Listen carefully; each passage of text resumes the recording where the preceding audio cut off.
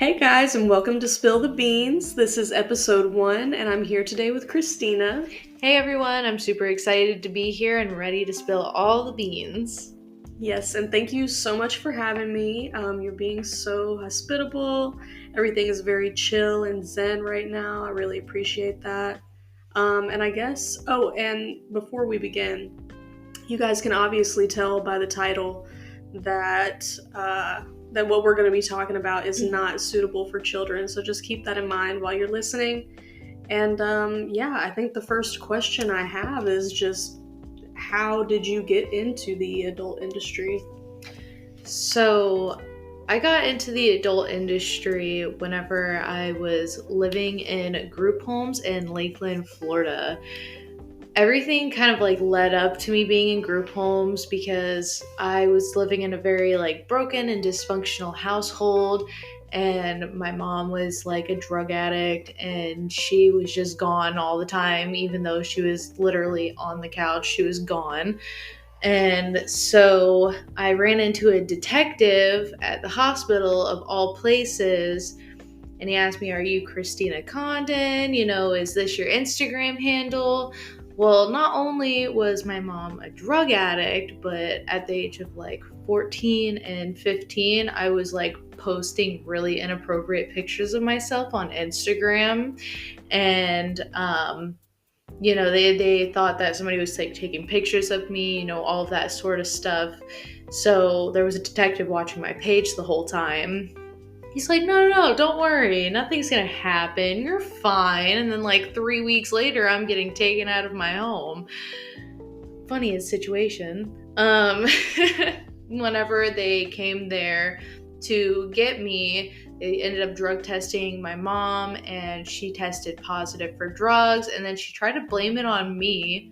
Out of all situations and all fucking places and times. Right. I can't even imagine being a kid and having your parent blame you for something like that. Literally, she was like, "Chrissy baby, do you think that maybe there was some coke left on your clothes?" Because I was also doing some drugs at that time. Broken household and all, So she was like, "Are you sure there wasn't just some on your clothes in the laundry?" And I'm like, "No, bitch. No. That is not how that fucking works." We all just kind of stared at her for a minute and didn't say anything. And then the fucking DCF people ended up just looking at me and be like, "Okay, go pack a bag. You're coming with us now." So I ended up getting put into group homes from 16 to 18. And the very last group home that I was living in, they gave me a lot of free will because I was close to aging out. And they trusted me. I'm so sorry, you wonderful people. But so I ended up meeting this guy just in a public area somewhere, and he asked me if I ever thought about modeling before. I said I was really pretty. We just talked for a little bit. I was like, kind of here and there. So I ended up getting his contact information, and a couple days later, and I was 17. I wasn't even 18 yet. I was 17. And what was going through your head at that time when he asked you that? Did you think that it was going to lead into something like that, or? No, I mean, I had no idea. I just knew that I was fucking tired of being in the group home, and I fucking hated everybody there, and it was awful, and it was like an escape, if you will. Mm-hmm. A lot of the times where I was able to leave and go do my own thing, it's mainly me feeling like it was an escape from that place. So I just said yes to a lot of shit. But I was like, I don't know how this is going to go. Either I'm going to say yes, I'm going to go over there and he's going to stab me 67 times, or either it's going to be fine and I might make some money. Who knows? So I was like, yeah, sure. So I ended up getting his contact information, and I don't remember everything from that time period, because whenever I aged out, I ended up going back to doing a lot of drugs again, and partying, so my brain's a little fried. But so yeah, I ended up contacting him and we set something up to go meet down in the park, and he was going to take some pictures of me for his page, and he completely said, like PG, right? Yeah, PG, complete clothing. Like, I was wearing, I believe, like a black, like long sleeve crop top looking thing and some shorts, some high heels. He had a makeup artist there do a full face of makeup, and take photos of me out on the railroad tracks and stuff. Very good, like, no nudity, nothing adult rated really. However, like, the pictures were pretty, like, I guess you would kind of say, like, risque, if you will, because, like, there was pictures where I'm, like, half lifting my shirt up a little bit and half not, looking all seductive, you know, biting the bottom lip and whatnot. So, like, they were, like, seductive photos, I guess, but, like, not so much to where you would be like, wow, that's, like, really intense. So he was like, awesome, this was a really great time. You know, you work really, really well as a model. I don't have to give you a lot of direction. You're just natural at it. So I would love to meet up and shoot. I was like, oh, this is a good turn. But he was like, I would love to meet up and shoot some more sets with you, and go from there and kind of have this a reoccurring thing. And I asked him, I'm like, so am I going to get, like, paid for this, or am I just doing this for nothing, essentially? And he was like, no, like, you get paid. I post these on a website, people buy the photos, and then, like, you basically get commission off of that, and then plus I pay you for your time. So I'm like, okay, cool. So I ended up going to his house the next shoot, and he, like, asked me, he's like, what are you comfortable doing? Like, what do you want to do and what do you not want to do? And I was like, I'm pretty comfortable with, like, a lot of things. Like, no full nude, like, right now, obviously, you know. And he was like, well, have you ever tried implied nudity, or were interested in that? And then he explained what implied nudity is, which is basically, like, you're fully nude, but you have, like, a sheer sheet covering you, so you can't see, like, the details of your body, but you can tell that somebody's naked under there. So it's just, like, a tease, if you will.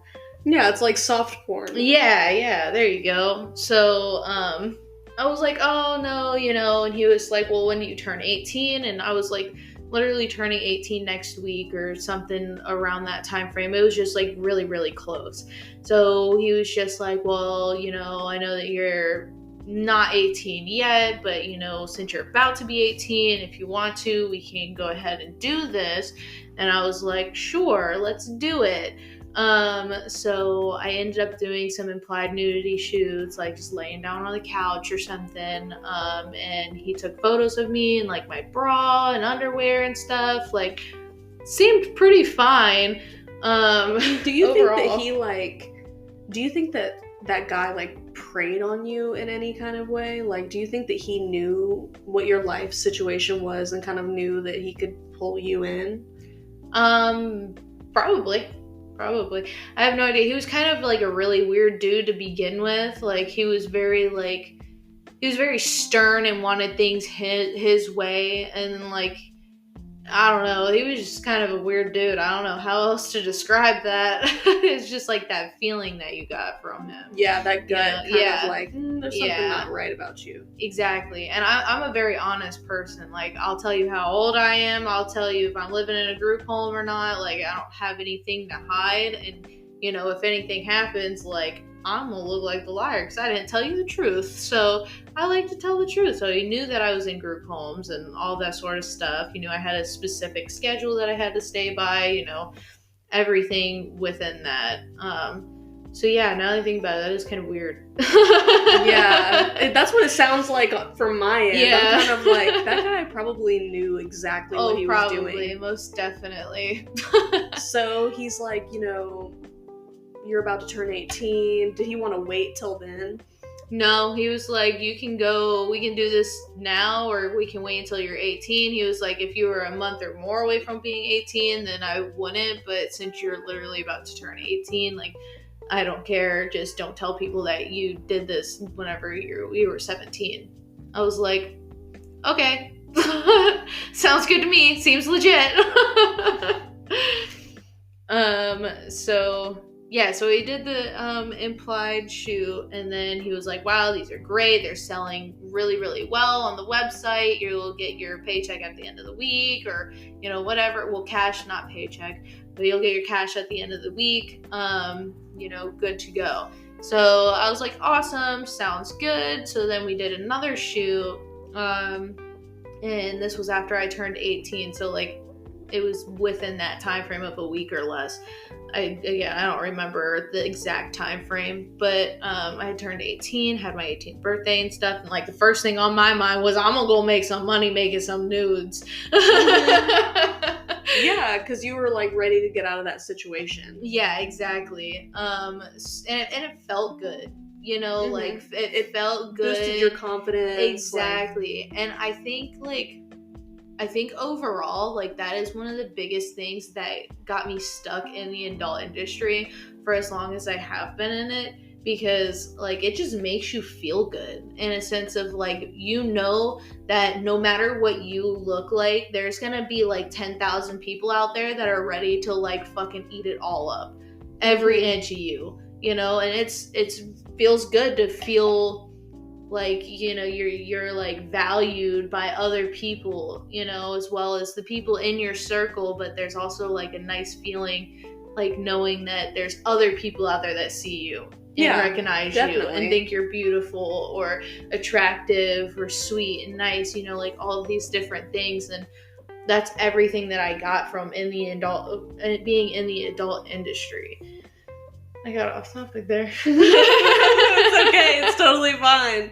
No, I can definitely see how that would make you feel good. But I do remember reading in your email how you talked about how it's just like a really devastating point in your life as well. Oh yeah, for sure.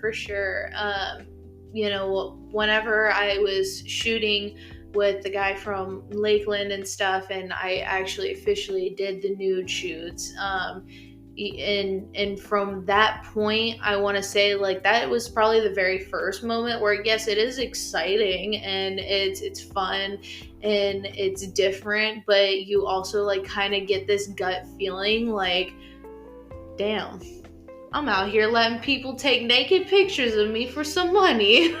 Yeah. You know, and like you get that moment of, fuck, where am I going in life for a moment, you know? But it really, really hit and really made me feel like shit sometimes, like whenever I actually started doing porn and like having sex with other people for money, because people in the adult industry that are like sex workers and stuff, and you know, do that with other people as well, we're all just glorified prostitutes, in my opinion. Because what is the definition of a prostitute? Somebody who has sex or exchanges pleasurable things for money, right? Mm-hmm. What do? We exchange pleasurable things for money, and we entertain in sexual manners for money. Glorified prostitutes. We're just more accepted than standing out on the corner like Trixie. Yeah, and honestly, you know, truth be told, I think that it's a little weird that everybody watches porn, right? Mm-hmm. Like, everybody does. If you say that you don't watch porn, you're a fucking liar. Like, seriously. And people are so quick to judge sex workers that do like OnlyFans, mm-hmm. or, you know, or that are prostitutes, or strippers or whatever. But they'll sit there and watch porn. Oh yeah, absolutely. And so, yeah, I just think that's a really weird double standard in my opinion. But you were saying that you finally like got into the nude shoots. Yes. And then where did it go from there? Right. Okay. So, you know, I was doing the nude shoots solo at first. Like, it was just me. I wasn't doing them with anybody else, or anything of the sort. And probably like, I want to say a month into like shooting with him, he ended up introducing me to one of his male models as well. And he was like, hey, you know, this is so-and-so. He models for me also. I want to do some couple shoots and everything. And he was like, I wanted to do them nude. How do you feel about modeling with another person, especially a man, naked and stuff? And again, I was like, sure. I said yes to a fuck ton of shit whenever I was younger, like way too much stuff. But I was like, yeah, sure, no problem. Up for it, cool. And him and I actually ended up working really, really well together. Like, we played off of each other really well, and everybody was always really respectful. And like, it wasn't necessarily boundaries being crossed or anything like that, so that was pretty cool, and I was very fortunate for that. But it was really weird shoots sometimes. Like, the first one was in the photographer's backyard, and he just laid down a sheet on the grass, and the shoot was, what was it? It was he was laying, the male model was laying on the sheet, and he just had like a sock over his dick, and like the whole shoot was me just kind of like staring at it, and then like slowly removing the sock from his dick, and then just like yeah, birds chirping, very romantic. But it would just be that for a minute, and then I would like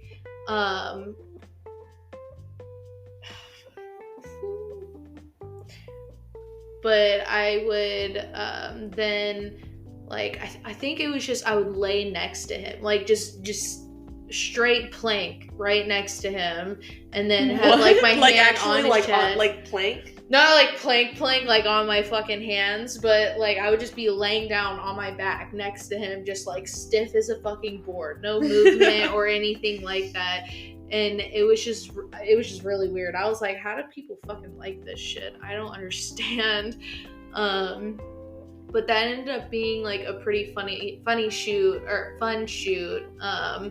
Because there was like the scene in the bedroom, and that was more like focusing on like the figures of the body rather than like telling a story or things like that. It was just kind of more like silhouettes or like zoomed in photos of like certain parts of our body, like him grabbing me by the hips, and then like only the photo of his hands on my hips. And I really liked that aspect because it felt more creative and fun. Yeah. So like I always leaned more toward working in the industry and the more like creative side of things rather than what you would just see in a black and white photo, Yeah, like you wanted to be artsy with it. Yeah. I've always wanted to do the ones where you like throw paint on each other and shit. I feel like that would have been really fun. Oh yeah, I've seen that before. Yeah. That would have been fun. Idea for later. But yeah, so that is basically the beginning of the introduction of being in the adult industry. I didn't like officially like begin my journey actively looking for adult work until after I had met this man who I ended up getting married to. And I met him while I was still in the group home, because keep in mind, I still live in this group home. I haven't transitioned out yet or anything. But I had turned 18, all that good jazz, and then I ended up meeting my husband. Let's just call him Jake. I ended up meeting Jake, and everything seemed really, really cool and fun, and I went to go spend the night over at his house one night. I told my house parents I was like going to my aunt's or something. I don't fucking know, whatever lie I could come up with at the time. But I ended up going to his house, which he lived in a fucking broke down trailer in Bartow, Florida. And he was living there for free because his rent was fixing the trailer up. And this dude was like, let me paint a picture for you of what this man looks like. He's like fucking almost 400 pounds, and he is pasty motherfucker, and has like this light dirty blonde, like curly hair that goes past his ears but not quite to his shoulders. He had like this little fucking goatee beard looking weird shit on his face. And you could just tell that this man fucking did so many drugs. Like the So dark circle. We don't like Jake. We don't stand Jake. No, fuck Jake. Seriously. But, so I went over there, and the first time over there spending the night, he's like, do you do acid? And I'm like, well, I've done it once before, and I would like to do it again. So for a while there, it was me using him as an escape from the group home and fucking getting high and partying. Like, I didn't have to be anybody other than who I am whenever I was around Jake. I could just be whatever, and it was cool, and it was fine. But in the beginning of meeting Jake and everything and going over there, I had gotten so content and so comfortable with going over there, because I was going over there like almost every single week, and I was like spending the night there or just hanging out and stuff. I got so comfortable that I ended up calling it my home at some point in time, and that like is where everything kind of flipped a switch and everything got way more serious than it was ever intended to be. Like, he heard home and he was like, oh, home? This is your home? I'm your home? Like, he loved that. And then that's kind of where I realized, I was like, oh, maybe I kind of do like him a little bit. So I was like, yeah, you know, I'm comfortable here. Like, it's kind of like a second home. So I guess home, yeah, you know, like not trying to make it something way more serious. So that began the journey of Jake and I. Shortly after, like a couple weeks after, I went to my house parents and I was like, hey, I talked to my caseworker, like, I'm ready to age out and get the fuck out of here. Which was really fucking dumb. I probably should have stayed. So yeah, I went to my caseworker and I was like, hey, I'm ready to age out. There's this person here who I'm gonna go live with.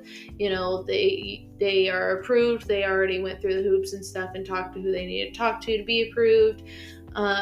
So I was like, okay, here you go. This is all the information you need. Good luck. And they sent a monthly check as long as I went to school and I maintained like a certain grade point average and like C's or higher. It was like $1,256 a month just for going to school and not going to jail. It was pretty nice. But whenever we ended up moving out of Lakeland and into Fort Pierce, Florida with his aunt, is whenever like everything just started escalating crazy. Like, I'm talking about fucking, we're selling so many drugs to so many people, and I'm like getting into this whole new world that like I never thought I was ever going to be a part of. Like, and at that time, were you still doing the photo shoots?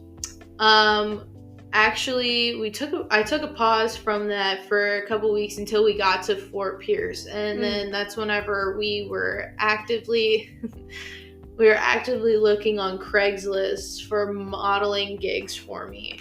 Which, disclaimer, don't do that. It's dangerous. You can end up dead somewhere. Don't do that. Very bad. Don't do it, Christina. Please, for the love of God, don't do that. I was in a lot of really sketchy situations. Really, really sketchy situations. But yeah, so I took a pause from that whenever we were transitioning everything and figuring out what the fuck we're doing with our lives. So we got to Fort Pierce and we both would be like on Craigslist actively looking for it, because I told him that I had done this already before and that, you know, like I can model and that I was going to model. Like, that's something I wanted to continue doing. So we were like, okay, cool. Well, to make some extra money, you can model and I do my thing here and, you know, sell some dope and shit and we'll make a lot of money. Good shit. So we would actively be looking on Craigslist like every day, sending out hundreds of fucking emails to people with like my reference photos, telling them my experience that I had and what I am willing to do, what I'm not willing to do, all of these sort of things, and like half of them would get back to me, half of them wouldn't, half of them would be a scam. The biggest fucking stupid decision that we made off of these Craigslist posts, we drove all the way out to Baltimore from Florida, South Florida. Wait, Baltimore, Maryland? Yes. We went all the way out there, and the ad was for me to do actual porn, like sex with other people. And in there, they were looking for like anal people, or they were looking for vaginal people, whatever. So I straight up told the dude, I was like, I don't put shit up my ass. Like, that's not an option. And he was like, okay, cool, no problem. I had the emails and everything, you know, like that's what he fucking said, no problem. So we drove all the way out to Baltimore, Maryland, which was far as fuck. And I was supposed to get paid like thousands of dollars being there and stuff. And I get there, we pull up to like a fucking mansion looking place. It was big as fuck. It was huge. A lot of property, big ass house. And it's all like, picture the White House, but like smaller, you know, like that's what the house looked like. Like just very grand. Yeah, very grand. That's a good word. It was massive. So I get in this dude's house, and he hands me some paperwork, and he's like, read through that. This is the contract stating that, you know, you're acknowledging what you're here doing, and, you know, run through the whole thing, essentially. Well, there was like a big page that said everything about anal and how this video was about anal. And I'm like, hey, question, the fuck? Yeah, because like, that's not what you agreed to. Yeah, no. And he was like, oh, well, we're, you know, an anal porn company. And I'm like, then why did you tell me to come out here? We talked about this, and you said that it was fine that I don't do that or anything of the sort. Like, what the fuck is going on? And he was like, well, you know, I figured, you know, if you came out here and saw the money and we talked about it, then maybe you would be up for it and change your mind. And I'm like, motherfucker, you know I drove from South Florida. I'm not taking risks and chances like that. Like, it was so stupid. So the dude was like, okay, cool, well, I'm not working with you at all. Here's $100 for gas. Bye. I was like, damn, at least I got gas money. But that was really frustrating and aggravating, and that was a lot of the risks that we took all the time. And there was a situation where there was another dude that we were meeting up with take photos of me in a hotel room, and you know, the guy picked me up in his car from the Burger King or wherever we were waiting for him at, because he's like, oh, no boyfriends, whatever. So I was like, okay, cool, no problem. And keep in mind, listeners and friends, I am dumb as fuck at that age, okay? So I was like, cool, I'll get in your car. So he picked me up, and we drove to the hotel, and he was like, leave your phone in the car. And I'm like, what? What do you mean? No, I don't want to. And he was like, well, I'm not shooting with you unless you leave your phone in the car. And I was like, okay. So I put my location on my phone, and I was like, I'm just texting him real quick, telling him that I won't be on the phone for a couple hours, whatever. Then I was like sharing my location with him, told Jake, we're talking about Jake. Him is Jake. But I texted my boyfriend at the time, Jake, and told him what was going on. I was like, here's my location. So you told him to pop up. I told him, I was like, you know, just be weary, just be mindful, you know, like if you don't hear from me in like an hour, assume I'm dead. So I left my phone in the guy's car because, again, I'm dumb, and I left the location on and everything, and I got into the hotel room, and he was like, okay, take your clothes off. And I was like, I'm on my period, and you told me that I didn't have to get naked. So, and he was like, well, why the fuck are you here then? And I'm like, what? I'm like, what do you mean? So just another creep. Yeah, I'm like, what do you mean? You literally told me that I don't have to get naked, and I'm on my period, and I wanted to make money, so I said that I would come here and do this. And again, it was another of those situations where he's like, yeah, well, whenever you got here, like, maybe you would do more. Like, no. We That talked is about so, this. yeah. That Yeah. is so predatory, too. Yeah, and he did not give me gas money, by the way. He gave me nothing at all. And he kicked me out. So, at the point where you were like, yeah, I'm gonna do porn, like, what was going through your mind? Like, what? Because I mean, doing photos is. Okay, guys, I am so sorry. I'm doing this whole thing on Spotify on their like podcast maker, and I didn't realize that I only get 30 minutes at a time. So, your girl has got to learn how to use GarageBand so that I can talk for as long as I want to. But anyway, what I was saying was, is, it's one thing to take photos, but it's another thing to, actually be on film having sex with other people. So, like, what was the thought process behind all of that? I don't really know. It was kind of like an impulse, like on a whim thing. Like, I already have sex. I already let people take naked photos of me and stuff. I'm very, very comfortable in my body around other people. Like, I love nudist groups and colonies and like all of that sort of stuff. I find it really fucking weird that we can't be around each other naked and it not be a weird sexual thing. Like, I find that really weird. So I think that, like, I didn't care as much as like most people normally would. It's a lot of people are more like conservative than I am.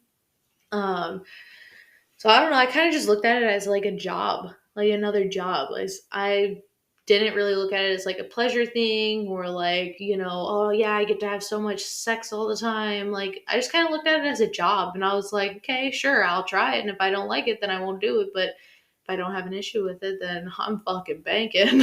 Yeah.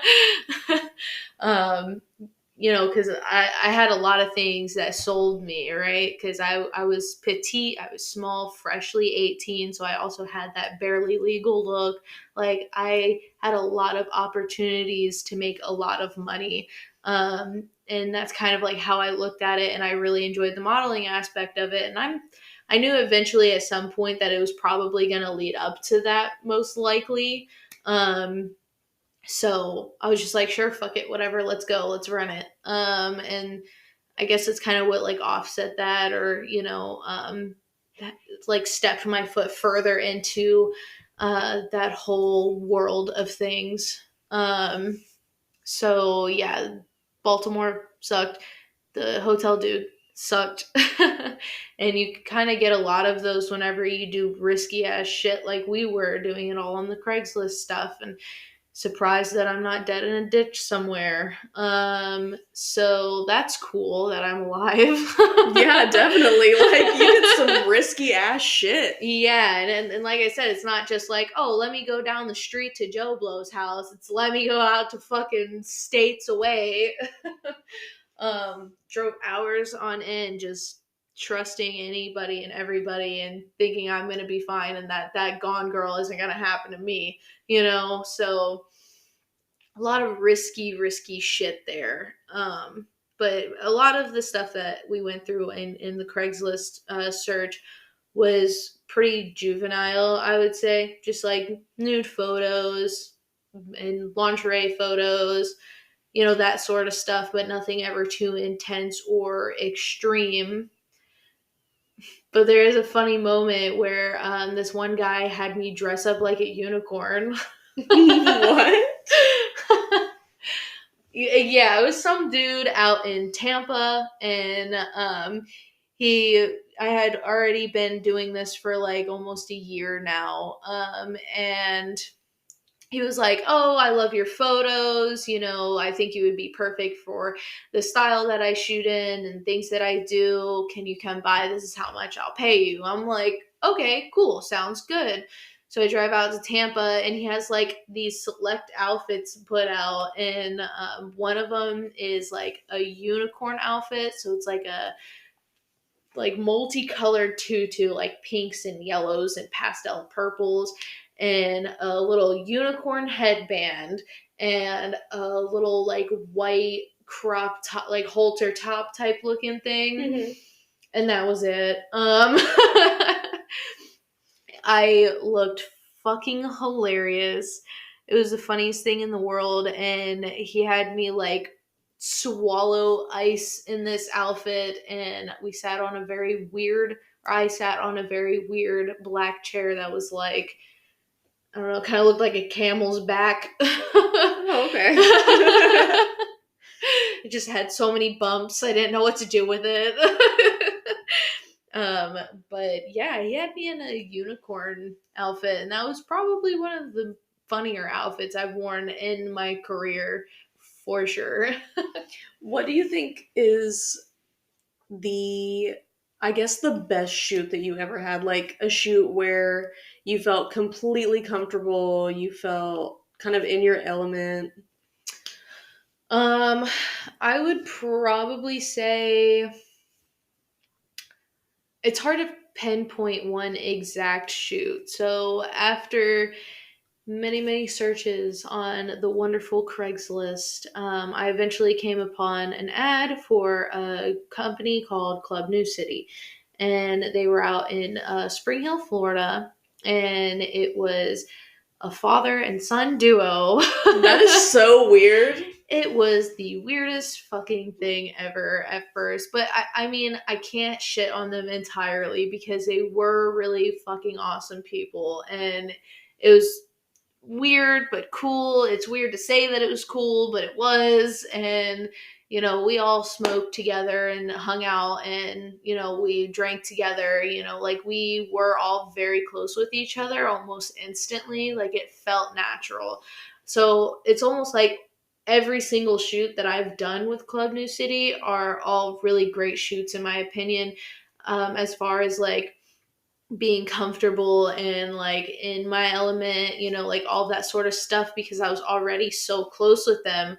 I started with them as just doing like lingerie modeling and nude modeling, and then I worked with like other women in Club New City, and then you know, the owner was like, hey, how do you feel about doing solo content? Like, just playing with some toys, you know, touching yourself, like, you know, basic, you know, foreplay shit, right? So I was like, okay, that's fine, sure.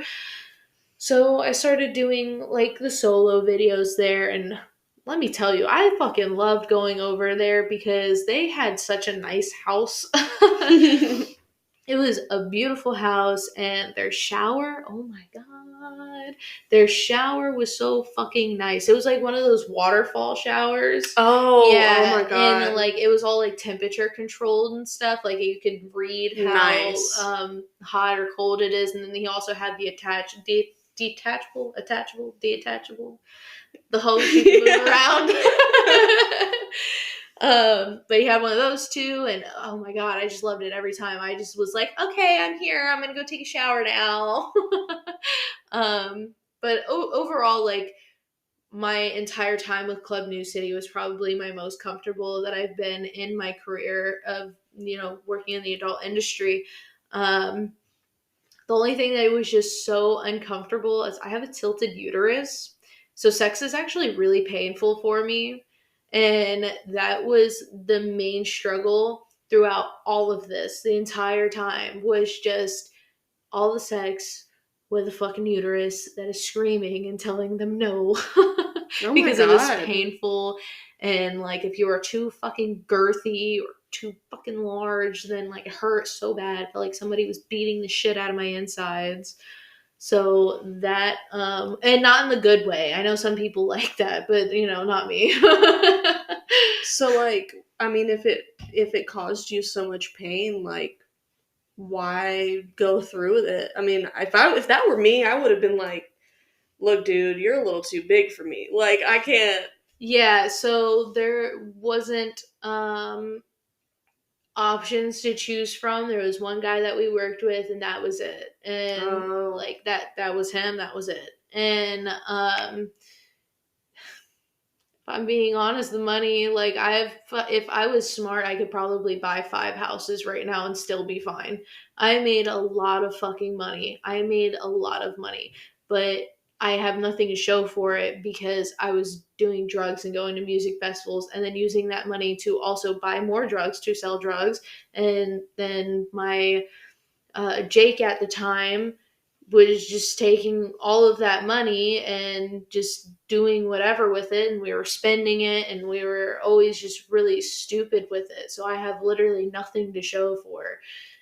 And it's so fucking bad. Like I should be a millionaire right now.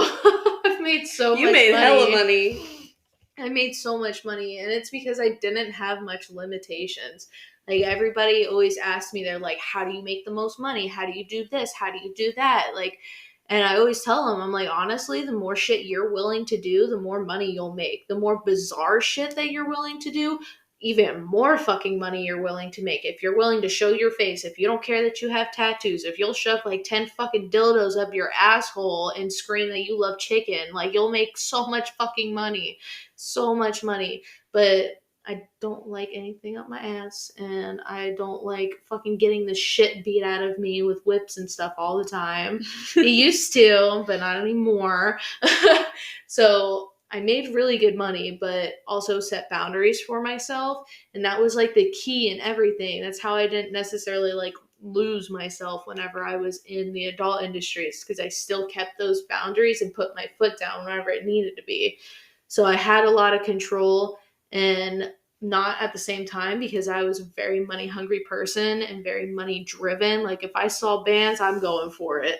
Like did not care. So that's really why I ended up staying in the industry for so long, and I'm still in it here and there, just not as active as I was. Like I don't do porn anymore, but I still have an OnlyFans, and I post on there here and there and stuff. And every once in a while I would hop on cam and do that. I've been thinking about starting that back up again, but I'm not 100% sure because it's so much time. It's so much time.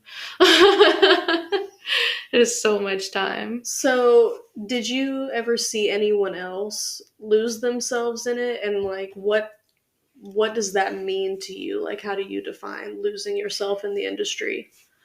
I feel like the definition to me is like, you don't value anything that you believe in anymore, and that you don't value, your boundaries anymore or anything, or even look at yourself for yourself. Like you just are completely overturned, and the industry has just absorbed you and has you by its grasps and stuff. Like I've seen so many people like go into the industry very innocent and like having morals and like fucking believing in themselves and like all this other shit, and then they let the industry consume them and like turn them into little fucking junkies running around, and like just doing whatever and ending up in really bad situations from just literally taking every single opportunity that they see,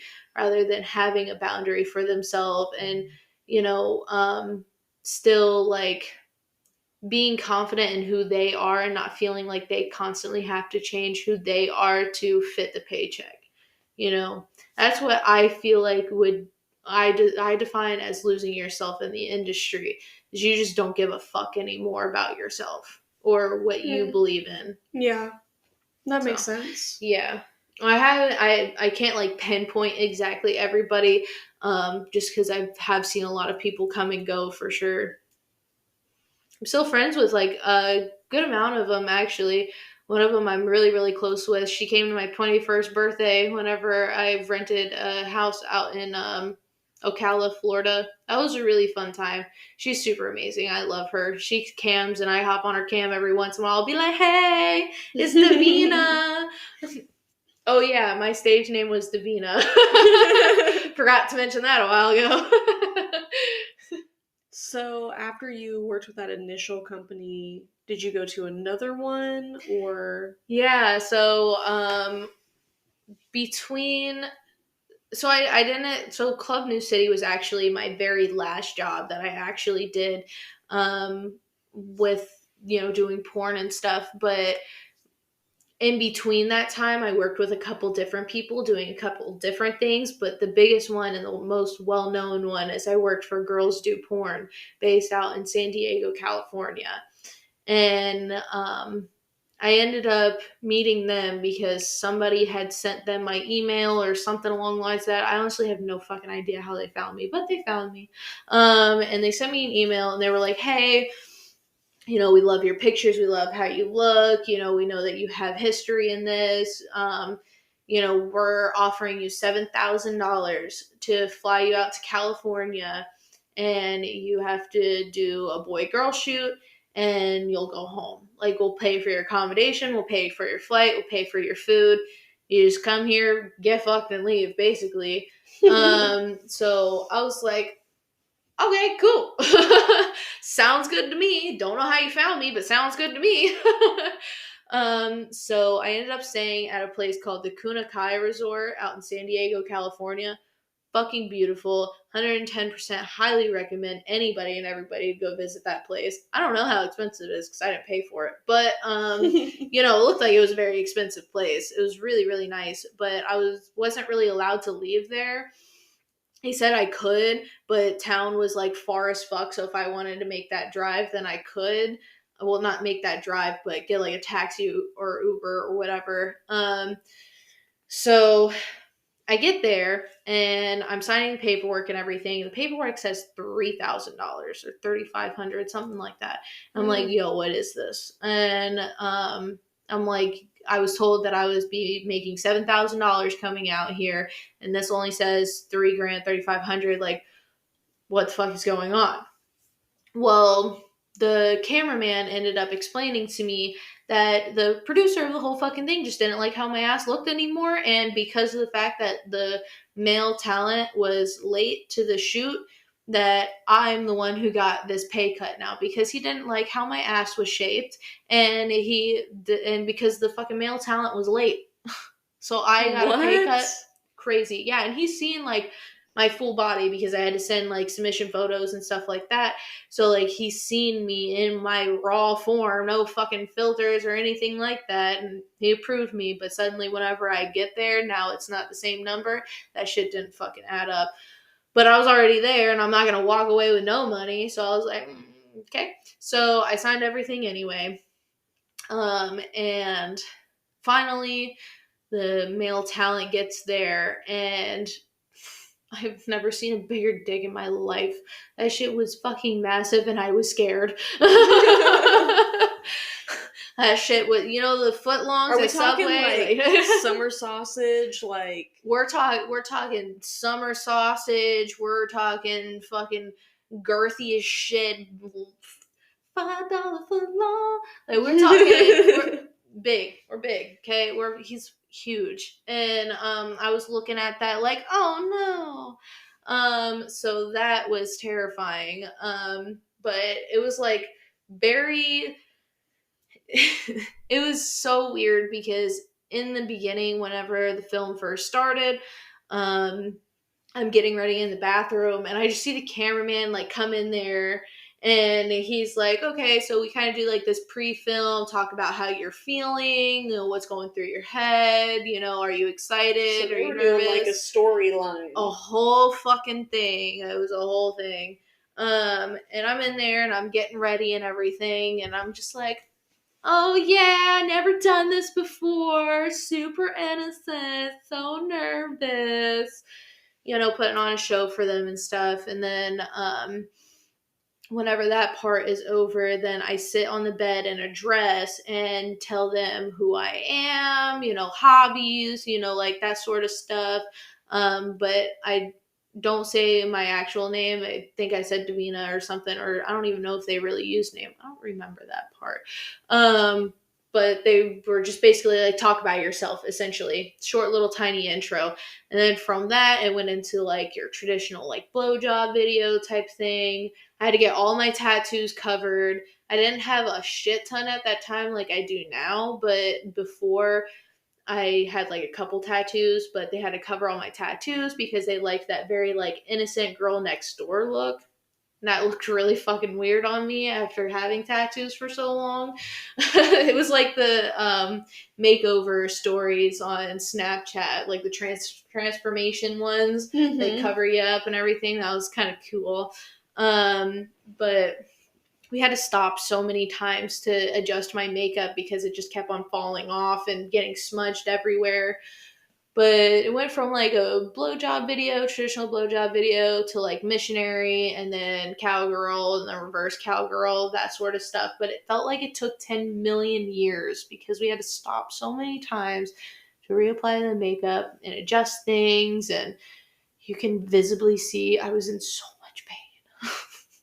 I was in so much pain. That shit was so fucking painful. And I could not wait for it to be over because it happened so fast. Everything happened so fast. And I just wanted it to like not happen. And then after the shoot was over, the male talent, he like just climbed in the fucking shower with me. I'm showering. I'm enjoying my time away from you. And he just gets in the shower. I'm like, bitch, the fuck? Who the fuck? Why are you in here? He's like, I thought I would just, yeah. I'm like, man, I was enjoying my privacy away from your privates. So at what point does it get a little weird in your personal relationships, or does it at all? I mean, like in your intimate relationships, like. So, I never really necessarily had that issue because everybody that I was with, like, they knew what's up. They knew what they were signing up for, that sort of thing. And during that period of time, I was with Jake, and he was very supportive and landed me a lot of jobs. Sorry, excuse me. No, you're good. I need to take a sip of my tea. Right, so Jake was really supportive of it. He knew I was fucking other guys. He knew what I was doing. I did a lot of girl work, which was my favorite. But we did a lot of girl work, all that sort of stuff. And it never interfered with like our relationship because at the end of the day, both of us just looked at it as a job. And It's not like I'm going there and doing that stuff because like I genuinely am excited to. It's because I'm going to make $800 for a 3-minute video. So it never really was an issue. The only time that it was like an issue was with one of my exes I lived out in Colorado with. He didn't really fuck with like the whole adult industry stuff or OnlyFans or anything like that. So I ended up taking like a break for a year from doing all of that stuff. And that's the only time it ever interfered with it. And I definitely struggled a lot, because I went from making all of this money and doing what I did best and then just stopping and now not having a fucking source of income, like, or anything like that. Like, I was fiending for working in the sex industry. I was a sex industry crackhead, I guess. But that's the only time it ever interfered. And I mean, even with my current relationship that I'm in now, like he doesn't care or anything like that. He knows I have an OnlyFans. He's supportive of it, all that sort of stuff. And, I can work with women if I want. It's just no guys. And I'm completely fine with that. So I've been pretty lucky in not having any issues or anything with that at all, other than that one relationship. Okay. So at what point did you decide to get out of porn and start like pretty much only doing like online kind of subscriber content? So I kind of like transitioned out of it like whenever I met my current husband now. I did like one last shoot with Club New City, and I just kind of felt like I didn't want to do that anymore. That's really what it came down to. I was like, I want to stay in the adult industry, but from a distance and like kind of do things here and there, more on the sidelines. And I wanted to give more time to my relationship whenever I was building it up. And I mean, even now still, but, I don't know, something switched in me where I was like, I'm okay. I don't want to do this anymore. There wasn't really a rhyme or reason a whole lot. I just guess I got tired of it and bored, and I just didn't want to do it anymore. That's really what it came down to. Now, like I said, I post here and there on OnlyFans, and he's supportive of all that stuff. If I wanted to actively pick it back up again, I could, and he wouldn't have an issue with it. So it's really just based upon me and what I wanted to do at that point. And I just felt like it was easier and logical for me just to not do it anymore. And again, the whole sex thing, everything's just painful. Everything's just painful. If I'm already having sex with one person, I don't want to go through that again with somebody else. Right. Yeah, I bet. Yeah. So, and then the paychecks just became a little bit less because once OnlyFans really started to kick off, like, it was harder for companies to pay you a lot of money because a lot of people weren't actively in the porn business with companies anymore. Everybody's just doing it from home now. So pay cuts and, all of that sort of stuff. I was just like, okay, that's it. Yeah, it was just better to walk away at that point. Yeah, I ended up creating a website for educating people in the adult industry and giving them trusted website links and trusted companies that they should work with if they want to, venture out into that industry and stuff, and places that, I forgot what the abbreviation is, but there's like specific certification approved like companies that they have a certification for that like shows like, hey, they're safe, they're trusted, they're legit. So I had just had a website that was like a bunch of forums where you can discuss topics amongst other people and stuff. So like foot fetish, food porn, like all these different things. I shared my personal experiences on there on a blog tab. And then I also had courses. So they were like online classes, like modules and stuff, and you could track your progress. And then you got like this little sticker at the end whenever you were done reading everything. It was really cool. And I was going to do like weekly live webinars. But it was just an informational place. And my biggest topic on there was, no matter how good the money is and no matter like what the situation is, like, working in the porn industry and giving up your body and like your, I guess, moral code or whatever is not as important as, relationships and having somebody there with you. So like if you're in a relationship and your boyfriend is like, hey, I don't really like this, like, you need to prioritize that, especially if it's something that you were not already in. Like if it's something that you're thinking about starting. If you're already in the porn industry for like 25 fucking years and they're like, I don't like this anymore, then you can tell them to get fucked. That's up to you. I don't care. But basically, like, respect each other, respect each other's boundaries, and talk to each other about things rather than just being like, well, fuck you, I'm going to do this anyway. Because at the end of the day, like, you're going to end up losing that person that is most important to you over something that's materialistic. Right. Like, communication is so important in these situations, which is something that this industry lacks a lot of, which is really surprising. You would think that's where most communication would need to be. Right. But it was really cool because it was like you just had all this information right at your fingertips. The site was free. Everything was free. I just didn't feel like paying for the domain anymore. Then I got really broke, so then I couldn't. And now I don't know where the site is. Yeah, it was called Naughty Peach. I had a logo and everything. Actually, I think it's still on my I'm Creator account. Maybe I should start back up. I don't know. I think you should. I think it's a good idea. It was like $15 a month, though, like keeping the domain up and everything like that. And I was like, it didn't get as much traffic as I hoped it was going to get. So I don't know. We'll see. But it was cool. It was cool. It's a little informational website to educate yourself and make sure that you do things safely. And I taught you how to make the most money. I gave toy suggestions. I did all kinds of shit on there. It was a lot. So do you have any other advice for people that are thinking about getting into the adult industry?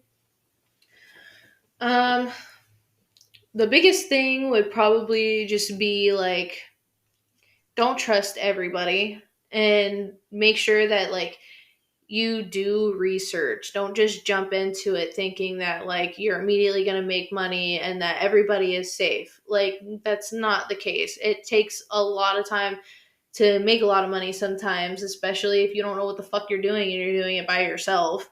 If you're looking into companies, go with companies that you know are big, well-known companies. Pornhub, Bang Bros, Brazzers, things like that. Don't go off of something you found on Google that says like fucking tittyfucker.com, like chances are there's going to be a whole lot more going on than that. Right. So just do heavy research on whatever it is that you're trying to get into. Talk to other people, reach out to other actors, reach out to the companies, ask them questions, interrogate them, do what you got to do to make sure that what you're about to get into is 100% safe for you.